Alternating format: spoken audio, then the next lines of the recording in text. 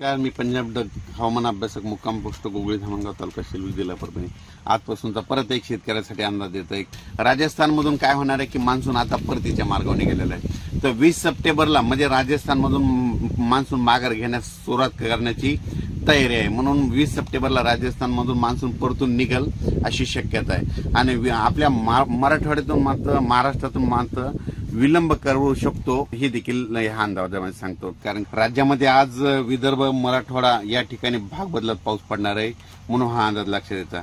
आज दुपारनंतर मध्ये 3:30च्या नंतर विदर्भात तसेच हिंगोली, नांदेड, परभणी, लातूर, बीड, नगर, जालना, संभाजीनगर, नाशिक, जळगाव, बुलढाणा, अकोला, अमरावती, नागपूर, भंडारा, गोंदिया, चंद्रपूर, यवतमाळ, वाशिम म्हणजे आज 6 तारखेपर्यंत अजून उद्याच्या दिवस या जिल्ह्यामध्ये भाग बदलत पाऊस पडणार आहे, जोराचा पडणार आहे म्हणून हा अंदाज लक्षात यायचा। रात्रीच्या विजेचा कडकडाटा येणार आहे म्हणून हा अंदाज लक्षात यायचा। पण सर्व शेतकऱ्यांना सांगू इच्छितो की म्हणजे आता श्रीचं आगमन होणार आहे। म्हणजे श्रीचे आगमन ज्या वर्षी पोळ्याला जास्त पाऊस पडला की श्रीच्या आगमनाला काही भागात पाऊस कमी पडतो।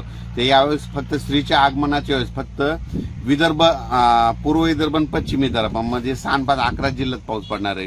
म्हणजे तो सांगायचं झालं तर अमरावती, वर्धा, नागपूर, भंडारा, गोंदिया, चंद्रपूर, बुलढाणा या भागापर्यंत मध्ये विदर्भ मराठवाड्यामध्ये विदर्भ आणि पश्चिम विदर्भामध्ये ह्या 2 भागामध्ये पाऊस पडणार आहे म्हणून हा अंदाज लक्षात येतो।